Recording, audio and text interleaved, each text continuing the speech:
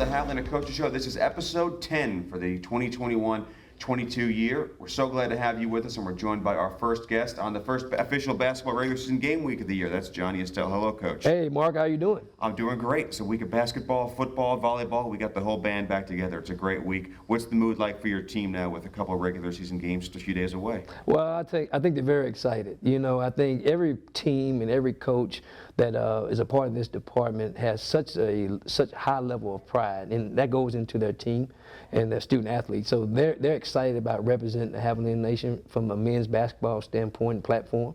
So man, they're eager. They're ready to roll, man. It's a great time to be at Javelina. What's been the general tone of your message to your team over the course of the last few weeks now as we get closer and closer to the start of the year? You know, just focus on what's in front of you. You know, you've heard me say that over and over again is, you know, last year we had a great year. We've had a really good couple of years, but at the end of the day, that doesn't do anything about the future. You know, we have to take care of what's in front of us today. And what that means is being the best version of us today. So that means that we got to lock in on South Dakota Mines. We can't worry about Texas A&M. We can't worry about Shadron State. So we're just breaking the season down in just increment parts. And when you have a long road trip like this to start a season, is it beneficial from a standpoint of you have a team that's going to be together on the road for several days? Can this be beneficial from a sort of a camaraderie or standpoint, or as far as letting your team? Does the team grow closer as a result of a trip like this? Oh, I think so. I mean, you can't get no further probably, I guess, if we went to Alaska. But no, you know, we always sell, you have to win on the road to be a championship level program. You know, even though we love playing in front of our fans here in the Javelina Nation here in Kingsville, but at the end of the day, the national tournament is not in Kingsville. The conference tournament, maybe a portion of it will be in Kingsville, but at the end of the day, we always talk about it. Championship level programs are great on the road. So this gives us a great test against a really well coached and very good team. I mean, that's a very good environment. They got a nice band and fans that show up that are very emphatic and just really support their team. So and then they're very well coached. They have a very difficult style to defend, especially right off the bat, with a lot of motion principles and very good shooting team. So, you know, it's a very difficult game for a lot of different reasons, but I think we're going to be ready. Yeah, these teams have almost become like conference rivals. It seems like you play them every year. How do you prepare your team for the challenges they'll present? Well, I mean, just like, you know, basically the non-negotiables within our program, you know, of playing defense, playing together, playing hard, you know, looking at the scouting report and start breaking them down and trying to take advantage of their weaknesses and exploit our strengths and so on. So, but, you know, we have played them guys a lot, seems like, you know, but I really like playing them because they are a conference level team, meaning that they are just as comparable as any team in our conference. Their style makes them a very unique team because there's not many teams in our conference play like that, but also they're regional opponents. And, you know, eventually we may end up playing them again or, you know, down the road, so in the national tournament. So there's a lot of pluses there. I mean, our year is not going to be won or lost this weekend, but at the end of the day, it's the first game of the season that, you know, basically sets the tone for the rest of the year. How happy have you been with the level of play and energy that you've seen from your team in practice the last several weeks? I've been very pleased. I've been very pleased. You know, and for me, I'm always one of those coaches that try to find something to harp on that we need to get better. And there's a lot of those things. But the overall approach to it, you know, we talk about practice like a pro, you know, and I think that has to do with a lot of guys that we have back on this team that have experienced winning. You know, you can have a lot of guys back sometimes, but if they have not experienced winning at a high level, then it's very difficult to get your team and program headed towards where it needs to head, meaning winning championship level. So they know what it looks like. We have a lot of guys that have played significant roles in last year's championship level team. So I think that has just boiled over to this year. And we only have two new guys, and they've done a great job, you know, in terms of chemistry, you know, coming along and doing their part and adding to the family. You've also you benefit from the fact you have continuity on your coaching staff. You bring Coach Gonzalez back for the year. Coach McGorn is back. You bring Chauncey Thomas back into the fold as an assistant coach. And you're a person who's very careful to point out the fact that you're the head coach, but the assistants do a lot of work, and they put in a lot of time to help move the program and the brand forward. What are the things that make these assistants so valuable to your program? Well, I just think their commitment to helping people. You know, sometimes you look at, we have a young staff, you know, when you look at all those guys you mentioned, I think, you know, the oldest is Omar at 31 or 32. You know, most people have more seasoned staff.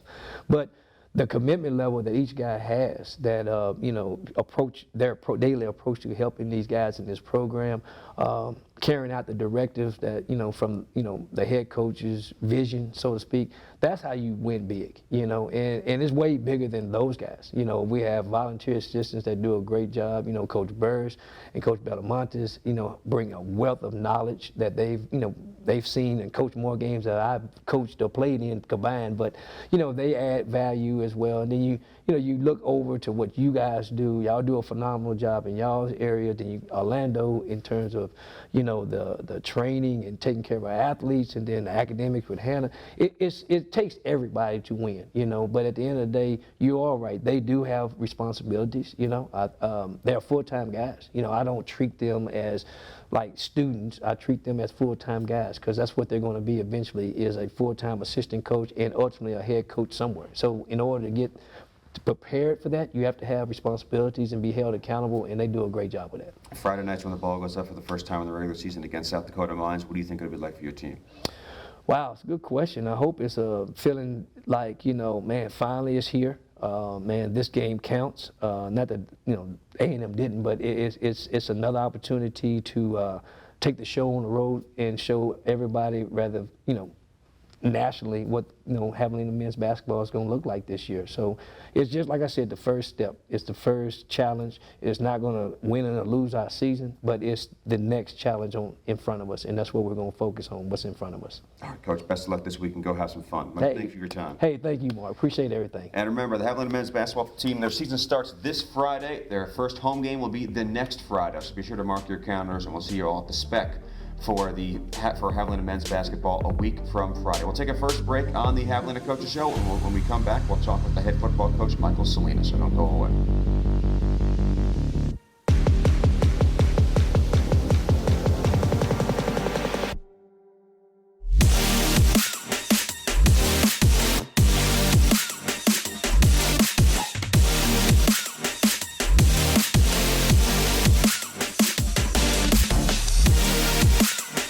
Episode 10 of this season of the Javelina Coaches Show, and we're joined by our next guest, and that is the head football coach, Michael Salinas. Hello, Coach. How you doing, Mark? I think I'm doing great. I think these conversations are a lot better to have after a day like you guys had on Saturday, a 29-22 win over UT Permian Basin. That started off with you guys outscoring them 23-6 in the first half. It really was an excellent first. I mean, I thought as good of a first half as you guys might have put on tape all year. What do you attribute your team getting off to such a hot start?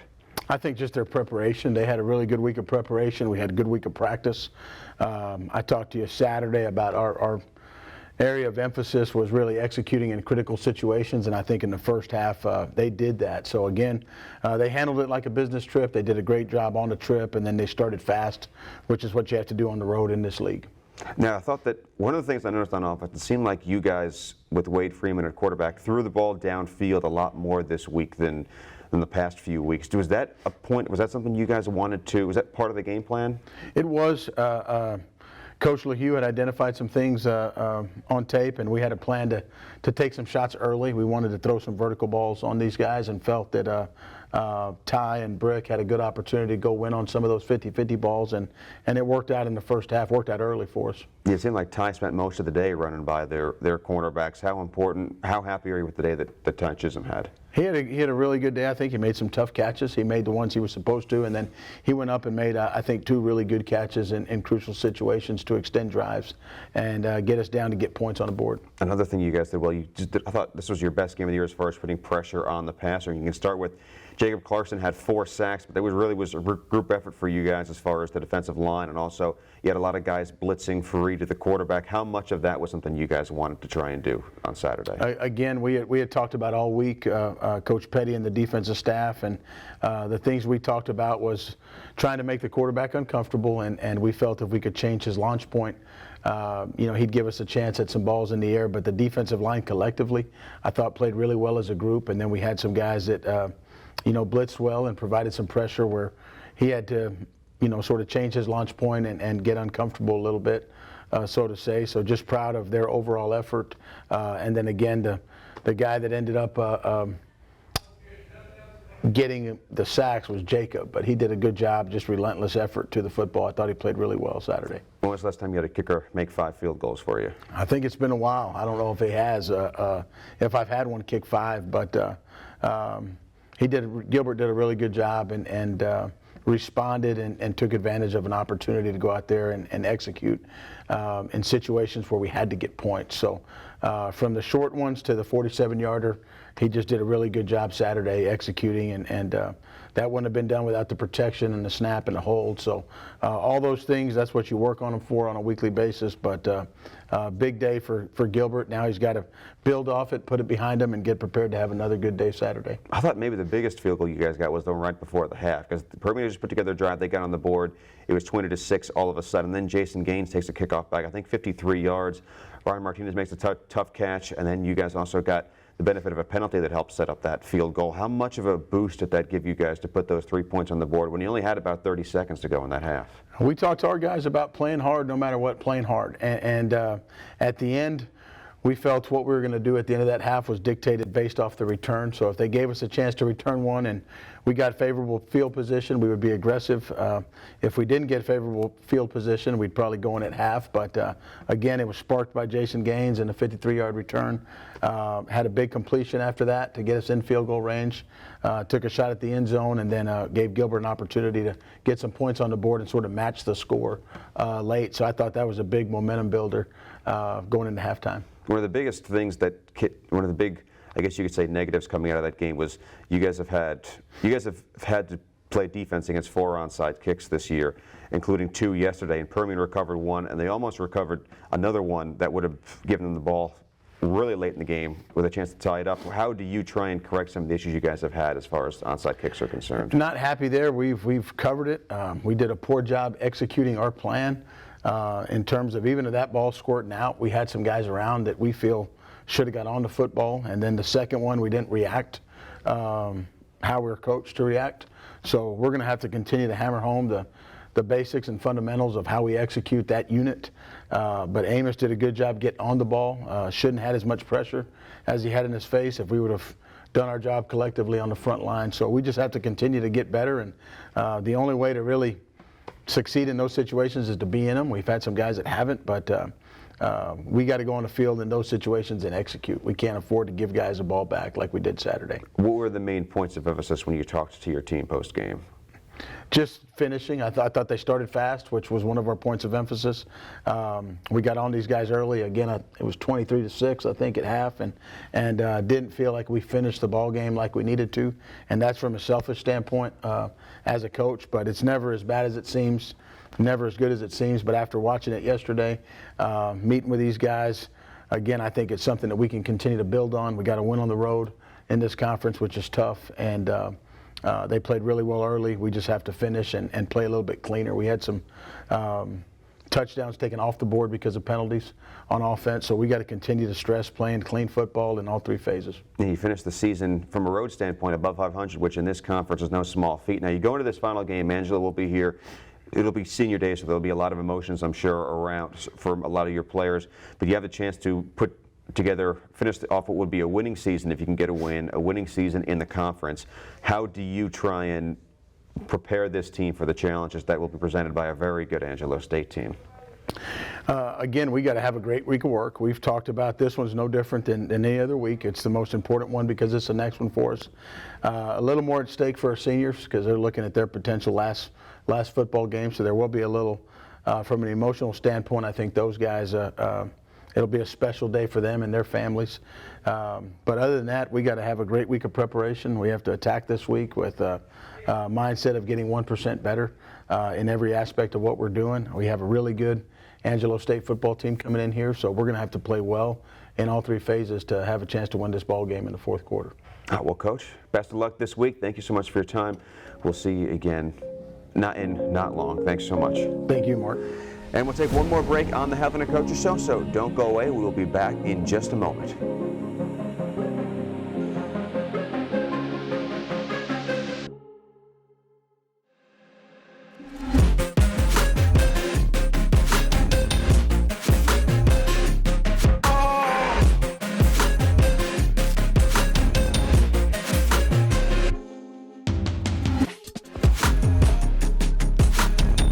back to episode 10 of the Javelina Coaches Show, and we're joined by our next guest. That is Javelina women's basketball coach Michael Madrid. And Coach, hello again. How are you, Mark? Thanks for having us. Doing good. People might notice a little different location for the Coaches Show as we're in Louisiana just a few hours before you guys play the Raging Cajuns tonight. But this is overall the first game week because you guys also on Friday will be at home for your first regular season home game. What's this week like for you and your team?